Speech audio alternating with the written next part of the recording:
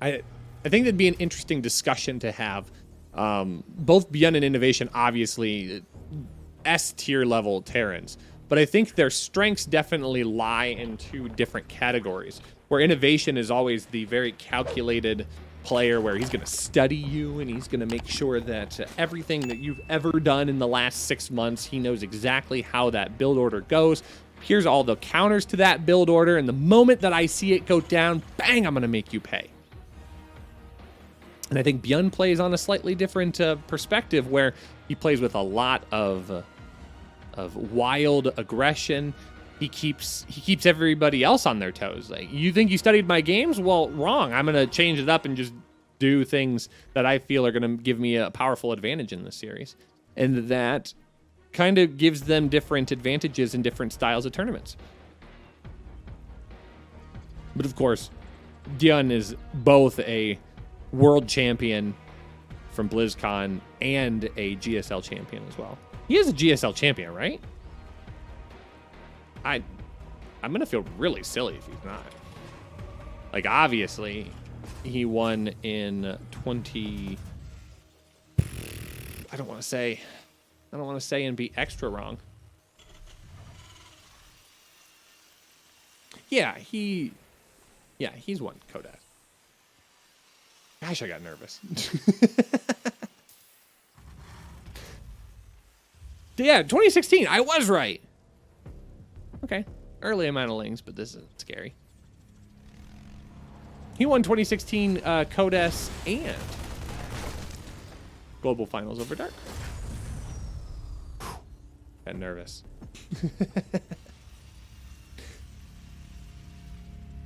Yeah. Perfect. Thank you, chat. Thank you. Oh, okay. Armani's gonna run the same builds that he ran against Innovation, which is fine. They're good builds. That's right. That you are very correct. He did it all by himself. No team.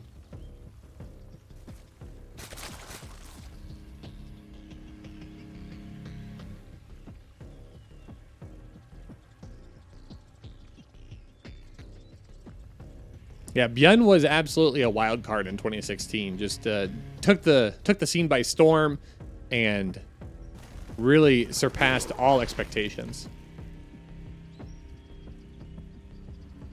Okay, BYUN is going to try and get across the map with a bit of aggression here, but he really needs this back at home. Oh my gosh, 2016 was the year of Tankovax. Oh, you just unlocked like a traumatic part of my brain. Hey, is he going to be able to get all the way up here? He won't, but I don't think it matters. There are no Ravagers as a part of this. Okay, Medevac did get brought back home. The reactor, though, is going to get picked off, so it is going to be more extended damage here. Roaches are going to just focus on those workers. I think he's fine with losing the Roaches if he can kill a fair amount of workers. He doesn't need to end the game right here. Armani's getting a decent amount of damage done. 37 to 30 is the worker count at this point. Now, behind this, the tech tree has not changed entirely. It is still going to be a Cloak Banshee moving out across the map. If we take a look at the battle report really quick, trading out a lot of gas count for a fair amount of workers. Debatable. Debatable whether or not that's going to be seen as worth. Ooh, getting a lot of damage done on this Banshee, though. That's a crazy amount of damage. That's going to limit a lot of the damage potential. Yeah, that Banshee's not going to be able to just dive on in there. It can't afford to take any free hits. So BYUN's going to have to float that back in a way that kind of kills a little bit of the push here. So Armani buying himself a fair amount of time. And despite that, he's got a really decent creep coverage across his bases. Doesn't have the rocks knocked down just yet, but that's not going to be a major issue. There aren't any tanks to deal with. And the bio went back home. Oh, well. Okay. BYUN's just going to get a little bit of free worker damage. Thank you, Armani. Thank you for the donation of 7 drones. Now this is going to be a little bit more powerful of a push. BYUN coming in with the double cloaked Banshee. This will find some decent damage. The Queens are already on rotation though. There's no detection. The Spore Crawler is not down just yet, so he's going to have to burn some of those transfuses right away. Now finally an Overseer is going to be added as a part of this mix. One of those Banshees will get picked off, and suddenly ARMANI once again able to anchor in a little bit of an advantage. Good stuff. Okay, 1-1 on the way for BYUN. So a stereotypical bio timing coming in now behind this. Some more barracks being added in to the production tab. BYUN needs to find some damage here outside of the roaches that were killed, because really that's been about it.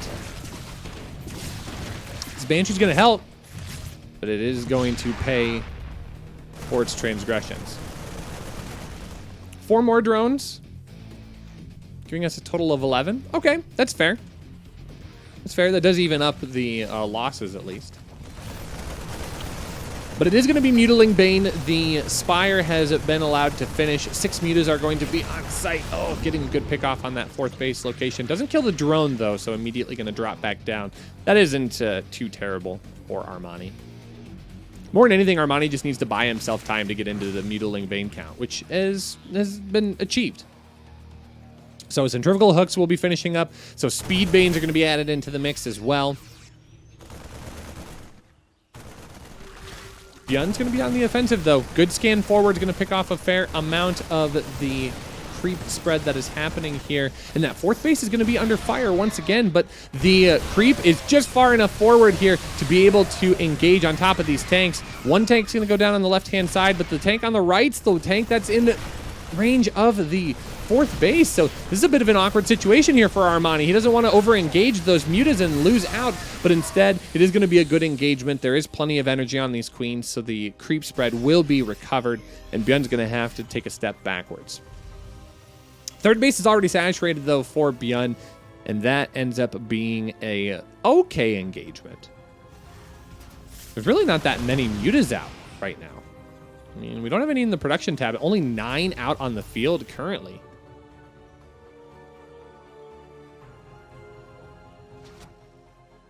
But now ARMANI's going to try and take a 5th base location. He doesn't quite have the creep spread out to there, and it is going to be a bit of a reach to get that covered. So ARMANI's got a little bit of work to do. BYUN's gotten out to his 3rd base. It's game over. Well, he does play it pretty well when he gets to 3rd base economy. So, but right now ARMANI has the map coverage that he needs to mitigate some of the damage potential of our blue Terran player. Oh, but that's not the way you want to do it. At least not yet. Creep spread stalled out for a brief moment. We now finally see more of the mutas in the production tab. 4 more incoming. A total of 16, plus 1 flyer attack already complete as well. So these are going to engage tanks and medevacs a bit more prodigiously than they otherwise would have beforehand. And now we're going to see ARMANI trying to play with BYUN's tactics here, trying to punish you at all different angles. I really, really do enjoy the Marine Scouts that have been placed out onto the map. BYUN trying to play into what would be the power surge of ARMANI, being able to jump on top of BYUN as he tries to scoot his army out onto the map. But with really good scouting, it's going to limit the amount of damage that's done. ARMANI just going to pull. He doesn't even worry about that base anymore. He wants to make sure that he doesn't lose the workers because he knows he has the base up here in the top left-hand corner. And as it sits right now, BYUN is pretty far removed from that. BYUN really hard locked into the engagement there at the 4th base location. But look at this Ling and Bane run by getting into the natural here. We missed all the workers going down, but 18 total. BYUN needs to try and respond here, and he will by pushing into this 4th base location. But once again, all the workers have been pulled. Sure, he's going to kill the base, but that's not the valuable piece of damage right now. These mutas have gotten so much production damage, a whole lot of economic damage as well. And I think BYUN is going to be able to get cleaned up. ARMANI looking great here in game number 1. 26 workers have gone down. This push is effectively shut down. And again, that 4th base in the top left-hand corner has ARMANI in a wonderful spot as he continues to get more and more of these Mutalisks out. He's rotating around the map. BYUN not finding the engagements that he really desperately needs.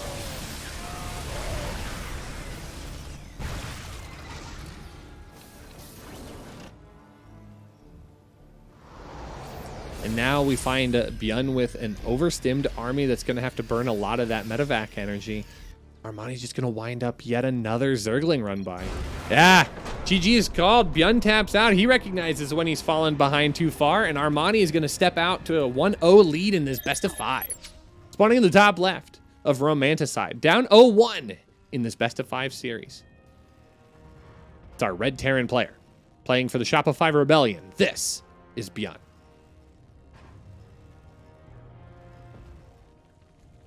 And spawning in the bottom right, our blue Zerg player playing for the Afrika Freaks. This is ARMANI.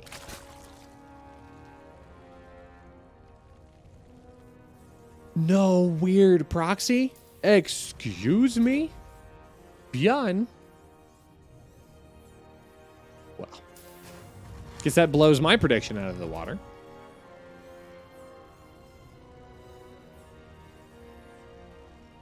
So now what do we talk about? I was so ready. He's like, oh yeah, we're absolutely going to see some great aggression here. Maybe we'll get a good bunker timing to go down. But both players have just decided to open up with a bit of standard macro play. Well, and ARMANI, I think, has a few different builds that he's utilizing at his disposal. Finding a good way to modify his roach timing and do it in such a way that it didn't overcommit the amount of economy he had at the beginning of the game. He was able to lose all of those roaches as long as he traded them out for a fair amount of workers and economic damage, and he found exactly that. So we haven't seen ARMANI play the same build twice yet into this series, and okay, this is good. This is good to note. Been seeing a lot more of this opening for Zergs as well. We've been seeing a lot of Terran players go quickly into like the 240, 230 command center. And Zergs lately have been opting for no 19 Overlord. Getting into a little bit more drone production at the very beginning. And then saving the Overlord for the 27 supply area. Been seeing that more and more. I think, did Lambo put out a very good video about that? It jumpstarts your economy just a little bit faster, and provided your opponent is not just like deliberately cheesing you, it's very hard to punish. It's the Clash opening. Ah, okay. Sometimes you watch enough of videos and they all blend together. Lambo and a laser started. Okay, so I wasn't too far off. Good.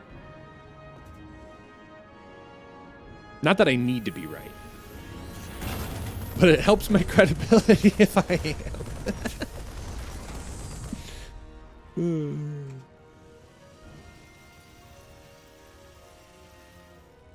I love that he reads chat. I do too. At my core, I want to be a very good caster, but I also am an entertainer. And in matchups like this, like yesterday when I casted for DreamHack, like I glanced at chat, but I looked at it very, very little, and I definitely did not take opportunities to respond to anything.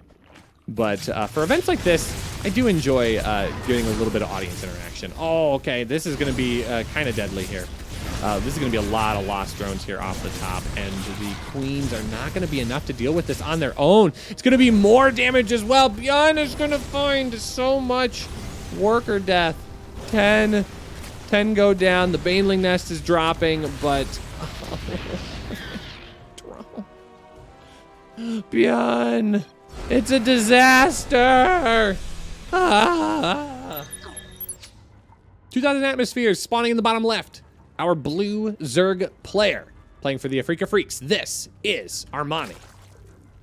Yeah, exactly, Dennis. Exactly. And spawning in the top right, our Red Terran player.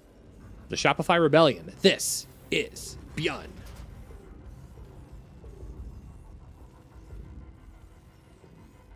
Ooh.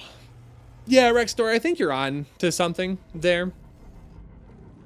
If he were playing for, not to say that this isn't a large prize pool, because this is a sizable amount of money, a couple $100.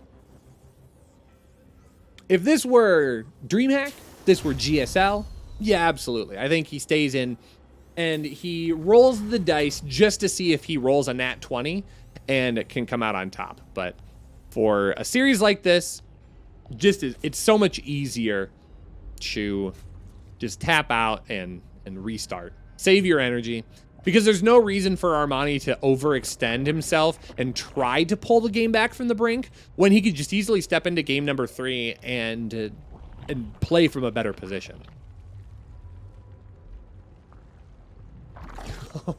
Oh, well.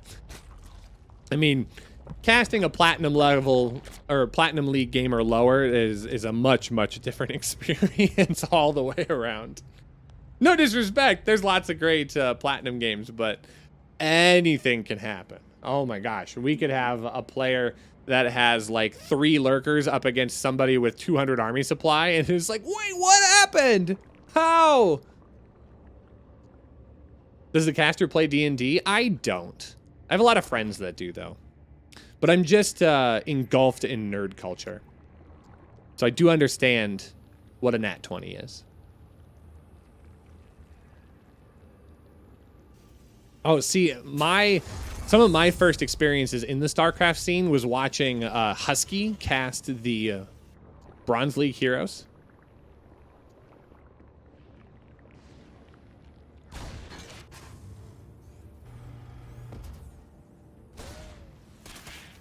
If you're a nerd, you also play Magic the Gathering. See, I never got into Magic. There are a few things that I'm fully aware of. Oh, well, that's interesting. No tech lab. Straight into factory.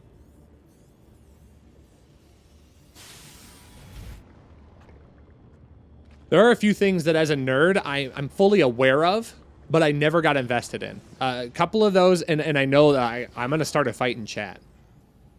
Magic was one of them. World of Warcraft was another. I was specifically told as a kid I couldn't play World of Warcraft. So I just never got into it. Gonna have a reactor coming down instead. Oh, okay. Spicy. I like the factory in the back of the main base. That should be a rotate. Yeah, okay. So we got quick blue flame coming in here. Wouldn't be surprised to see an armory go down with this as well. And then we're gonna get a Hellbat timing. Somebody in chat said earlier the Hellbat timing never works, but we'll have to see.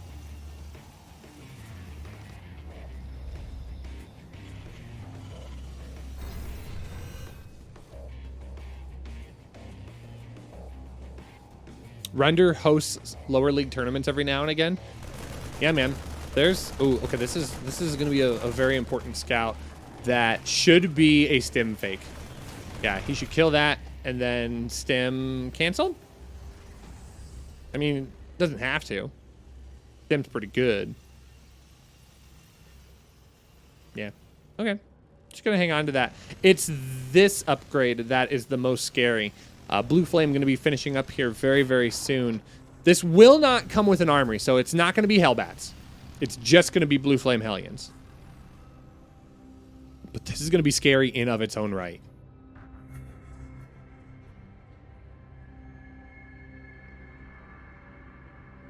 Roaches are pretty good, though. How'd I miss the Roach Horn? What's wrong with me? Blue Flame. Here we go. Yeah, Armani is all in on this push here. Well, I guess, oh, yeah, this is going to be more all in than it was in game number 1. He does have Ravagers to go along with this, but Blue Flame is going to absolutely murder everything that's in the main base of Armani. So BYUN has a position here that he has to hold down. What does he have? He's getting more Hellions. Because the Hellions are going to do well against the Ravagers, but not against the Roaches. All right, there is one tank. One tank to rule them all, but it's going to be difficult to get a good positioning here as the Ravager Biles are going to be a lot more effective here than they were in a previous series with ARMANI. The tank is back far enough, though, and will be able to get some good damage done. Some good dodging so far by BYUN, holding things in place. There are a couple of Hellions continuing to deal more and more damage here in the main base of ARMANI, but as it continues to go forward here, more of these Biles connect with more of the SCVs, and ARMANI is getting a lot of very critical damage done. The tank is not going to have a whole lot to support it here. These Biles are getting a terrible amount of SCV damage. So far, 30 of those SCVs have gone down. The one tank has 14 kills, but if ARMANI locks BYUN out of his natural, there's no recovery in this game. It doesn't matter how much micro BYUN is able to make happen here. The Infernal Pre-Igniter, not enough, and ARMANI positions himself in a 2-1 advantage. Spawning in the bottom right of Lightshade, our blue Zerg player for the Afrika Freaks. This is ARMANI. And spawning in the top left, it's our red Terran player. Needs to win 2 in a row if he'd like to come out as today's champion. For the Shopify Rebellion, this is BYUN. Stats is the only good. He's the only one. Lock it up. Lock it up, folks.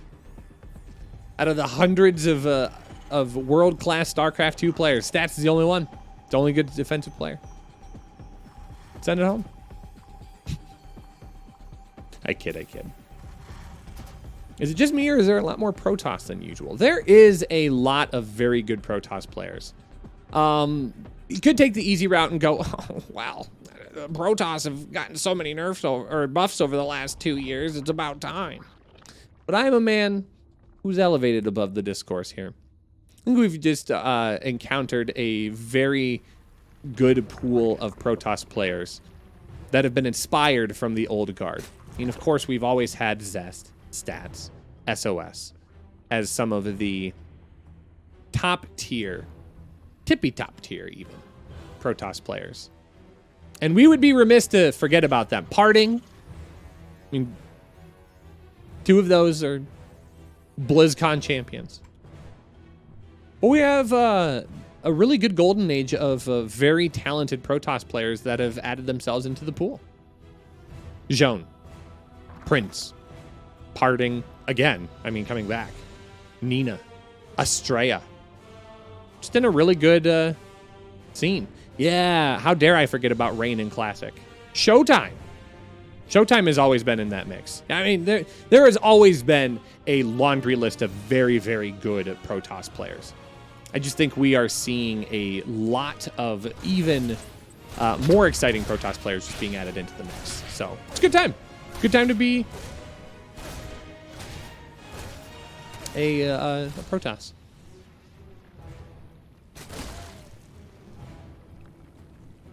All right, let's end the discourse once and for all, chat. How do you pronounce his name, then? I know there was the meme a couple of weeks ago on Twitter where it's like, say his name, but pronounce it incorrectly. And then I think like 3 of the 4 ways that I've tried to pronounce it in the past were on the list, and I went, oh. BYUN. It does not look the way it sounds.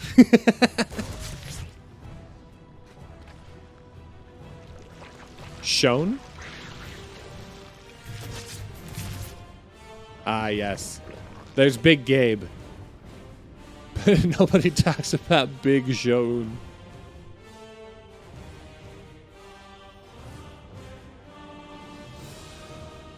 See, chat, you can't even agree. How do you expect me to get it right? Well, Rushi, he's your teammate, and you're the caster. We're not the caster. You're not wrong. How did we get to this topic? We were talking about great Protoss players. It's true. You guys are Twitch chat. How did I expect you to agree on anything? This was my fault. I will own responsibility for this. Fair enough. Ah, it's pronounced. Ah, yes. My favorite pronunciation. Owen.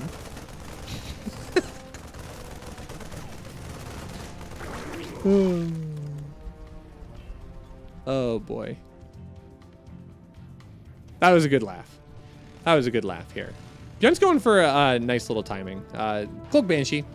Nothing too out of the ordinary, but this is going to come with Armory. This is what I think he was missing in game number 3.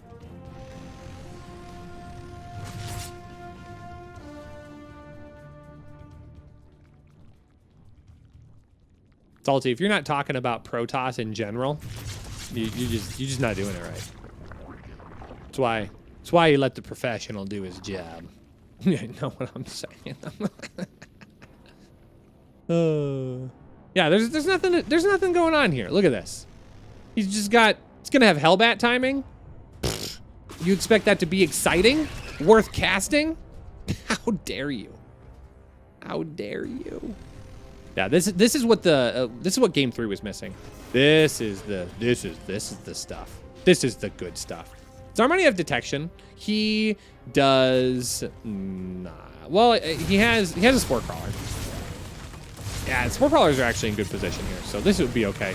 Oh, this is a great choke here for these Banelings, not Banshees. The Banshees up or above. That is gonna split up all of the Hellbats. Those are gonna have to regroup, and that's a great hold here by Armani. If we look at the battle report here, he sacrifices 8 of those Banelings. He does get 4 of the Hellbats, but more than anything, he buys himself time.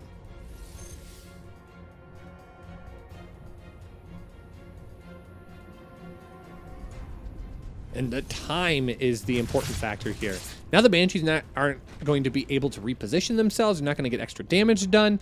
It was a great hold by Armani. Well done by our Zerg player. He's been playing lights out today. The transition's already underway as well. Armani's going to throw down that Spire. Stim pack. It's over halfway done. We do have 1-1 infantry weapons underway.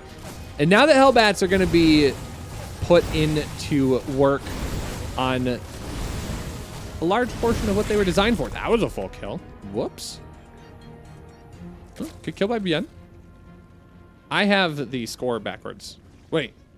I flipped the grid somewhere. Whoops. It's all fixed, chat. No worries. I was like, I know I got the score right. I flipped the scoreboard. My bad. Okay. Centrifugal hooks coming in as well.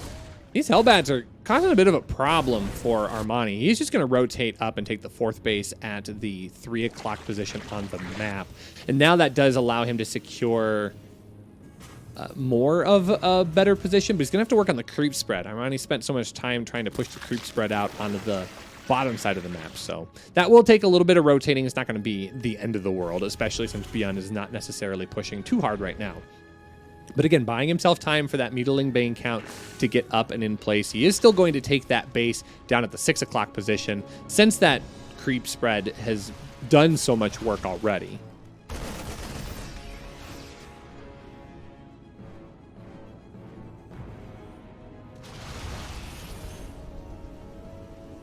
So now good meta harassment will keep BYUN at least a little bit honest in his push here.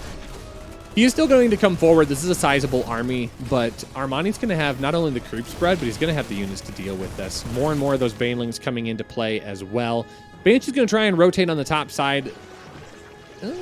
Well, the Overseer's still going to be here, so there will be detection. That should be okay. More mines in production. We're getting an extra factory as well, so more than likely extra mines are going to be added in. But that is going to be on a tech lab, so maybe we're going to see a little bit of tank production coming into play. 2-2 already started for our red Terran player, as 2-2 is also going to get started here for Armani. So Armani's going to try and match his opponent equally on the upgrade count, which should be pretty good. Oh, that poor Reaper had a family. Disappointing.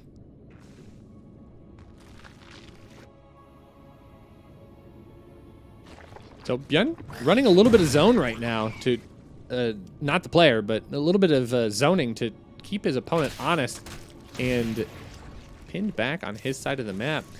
This is what you need, though, when you're up against Mutiling Bane. You really don't want your opponent to try and aggress you out across the map. Not the world's greatest engagement here. Baneling's going to find a little bit of damage, but overall, I'm going to spend most of their energy on a couple of Hellbats towards the front. Yeah, really not that much for the sacrifice. But Armani's got money to spare. He's almost maxed out. His bank's going to start working up. Oh, mine gets picked off at the last second. Armani running dangerously close to disaster, but comes out with the calculated push.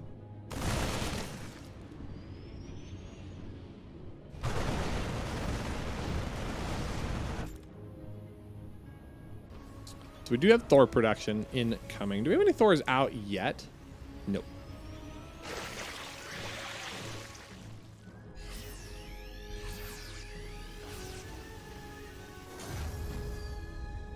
I love how I just glanced at chat. And it's a nice discussion about the lore of StarCraft. I love this community. Thanks so much for being here today, guys. You guys are wonderful people.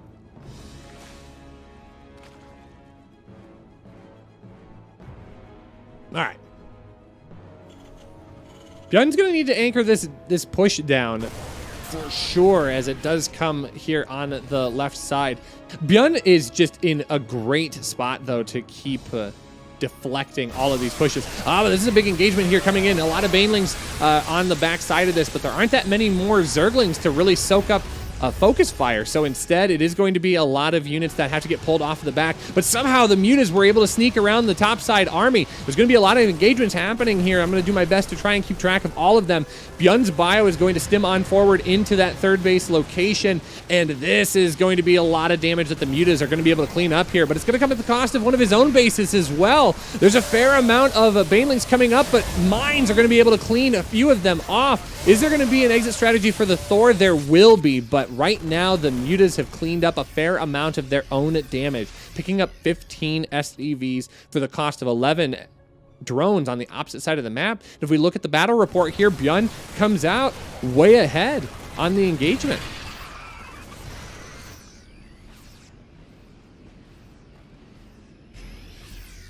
Okay, Ultralisk going to be added in as well, +3 melee being brought into the fold on top of it. We're getting a few more Mutalisks brought in to that count as well. So 6 on the way, going to be a total of 18.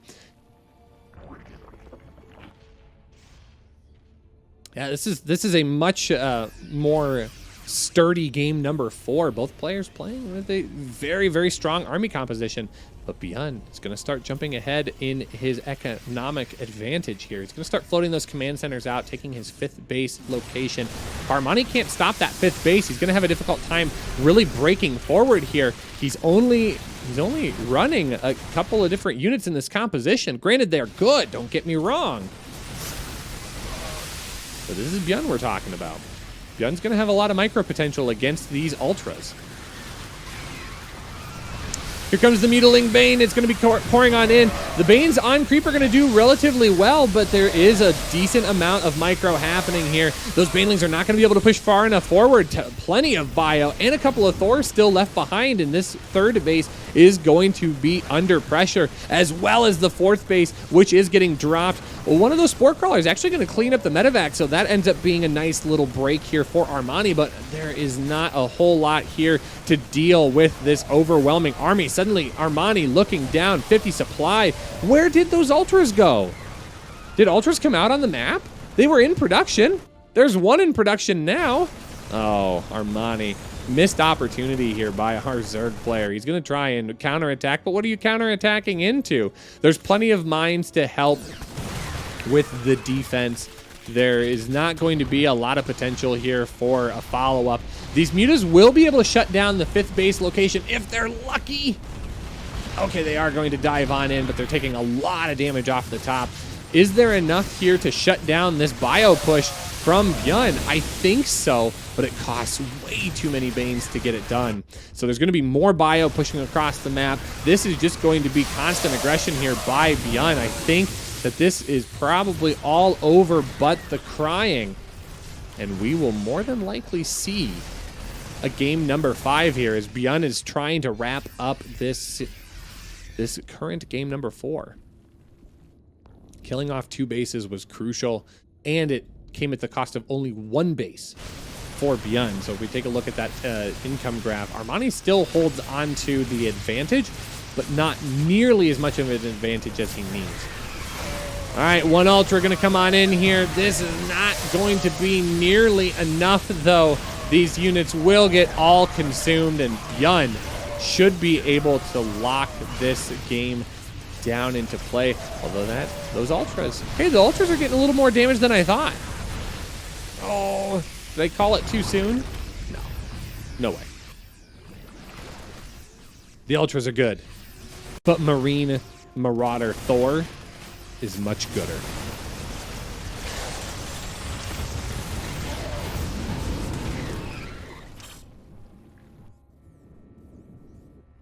Okay, that being said, there are 4 Ultras in production.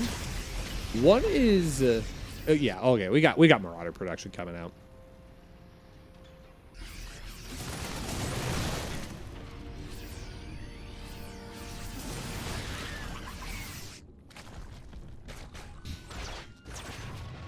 Yeah, Armani's hanging on, but he's hanging on by fingertips at this point.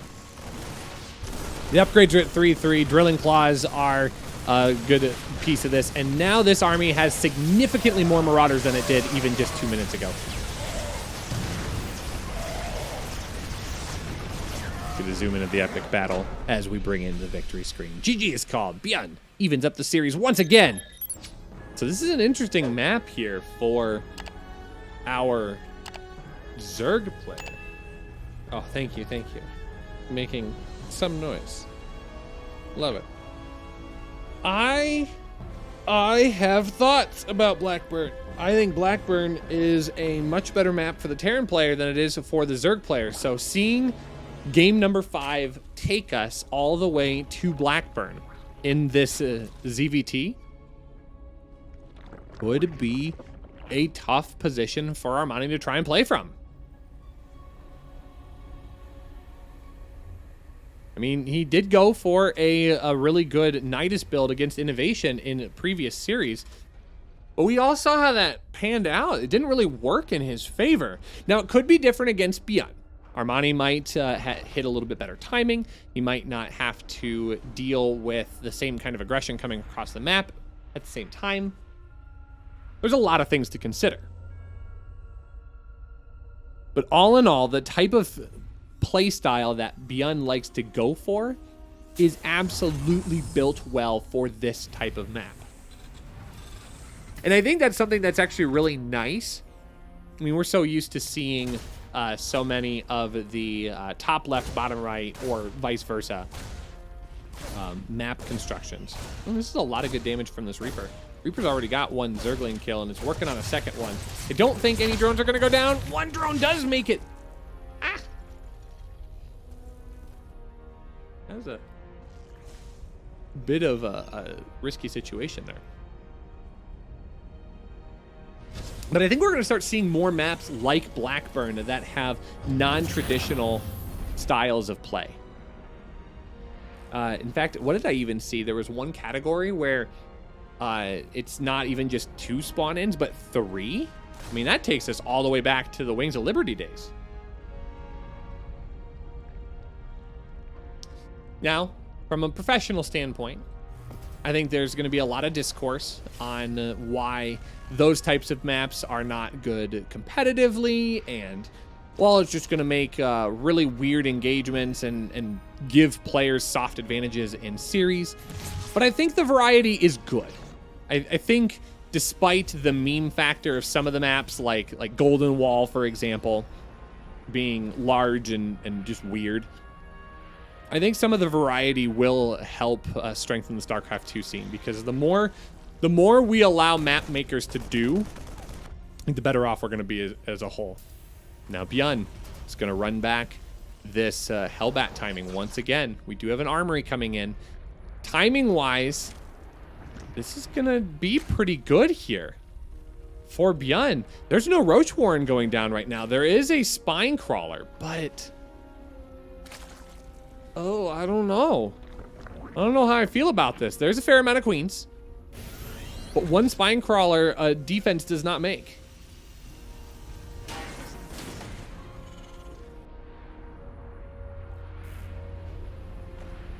Do we have one Banshee out already? No. The Banshee count is only now getting into position. Oh, it's going to come along with Marines. Okay. All right. Oh, getting into a nice choke here. Yep, backing up right to the Spine Crawler here. We do have a double evolution chamber for the wall. Zerglings are going to get into the main base, though. Armani is only going to be able to get into the natural. I will change that. But still, that's a lot of damage potential here, as there are so many workers trapped down on the bottom side of this. But Armani's getting a great engagement back at home as well. Has Armani done it? Has he locked in a fair amount of damage here? I mean, we're in double-digit SCV kills at this point. And the aggression out across the map is largely dealt with, only losing 4 drones for the cost of his Ling run by. That's a great amount of damage here.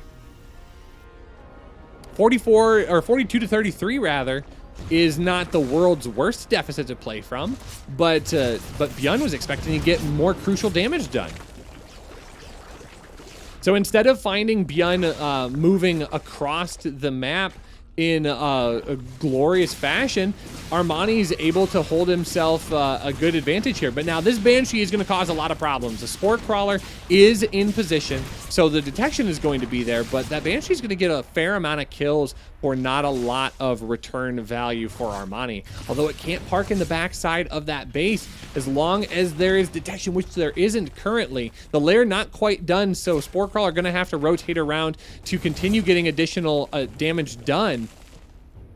That's not going to go as well for him, though. That Spore Crawler is in a better position, and the queen count is still relatively high. So Spore Crawlers in all 3 mineral lines, that's going to limit the amount of damage being done. The 3rd command center on its way right now as BYUN is looking to reposition himself, but it kind of came at a really rough cost here. If we look at that income graph, there is a brief moment where Armani's pulling workers to try and keep damage mitigated, but overall, Armani's going to try and spiral forward here. 62 to 47 is the worker count, and that doesn't include the fact that Armani is relatively close on the army count as well. Okay, well, this Banshee is continuing to get additional damage done. It is double Banshee pressure, just not together. But this still manages to find a lot of valuable damage.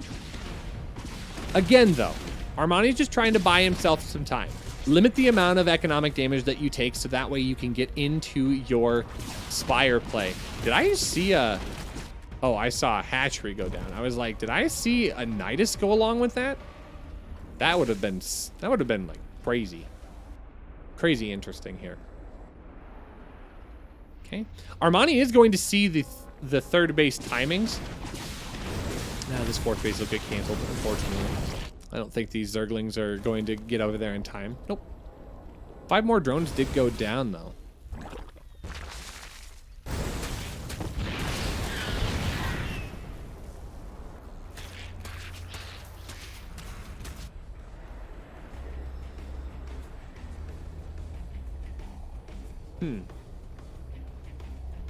All right. So Armani does take a step forward on the upgrade path, but admittedly not going to make that big of a deal. What I find interesting, though, is the armor upgrade for vehicles coming into play. So we're going to continue to see more of those Widow Mines brought into play. We're going to see more of maybe even Hellbats. Possible. And detection's going to be lagging behind. BYUN's going to use this attack timing, though. He's coming across with 1-1 Marines. Are there Banelings? There are, but they're not fast. Oh, now they are just now finishing up. Oh, look at that friendly fire. That mine went so far back into the main army of BYUN and missed so many of the Zerglings and definitely missed all of the Banelings as well. So that ended up being a great mine shot for Armani, and I didn't think I'd ever say that. I did get my words correctly. But now Armani is going to be able to lock in that fourth base location. He does pick up the rich mineral fields, and he's going to put a lot of workers on it for the time being. This is the problem, though, is you can really deal a lot of damage to this mineral line from a good distance without the risk of being punished, because you utilize the abusable space here. But that doesn't really count for mutas. So Banshees will get cleaned up. However, BYUN, I think, is going to continue to force the issue here with this bio, getting it right behind. This is a lot of workers that are in dangerous position here. Armani doesn't want to immediately lose all of this, so he has to find a way to punish it, but he's going to be able to get on top of those mines. All of those mines end up going down before any of them are allowed to shoot, so now this bio army is going to be in a rough position. There are enough banelings here to force the issue, and the Mutalisk are going to be able to engage on top of those medevacs. The medevacs all but go down here. This entire army gets cleaned up, and Armani in a much better position. He is in a spot where he could push forward and claim the Super Series championship today if he's not careful. That's a much better mine for Armani. BYUN has to try and hang on here. How does he defend against this situation? Mines going into banelings is a good way to mitigate some of that damage. Armani's got to be careful he doesn't just throw away all of his anti-ground splash to those mines, but a much better situation here for Armani. It looks like he wants to stay aggressive. He senses the time is right. You don't have a whole lot of army, and I want to make sure that I end this before you can get back on top of this with your impeccable micro. Those mutas trying to get as much damage done, and Armani is able to shove forward and claim the Into the Alpha X Super Series championship today. Well played by our Zerg player.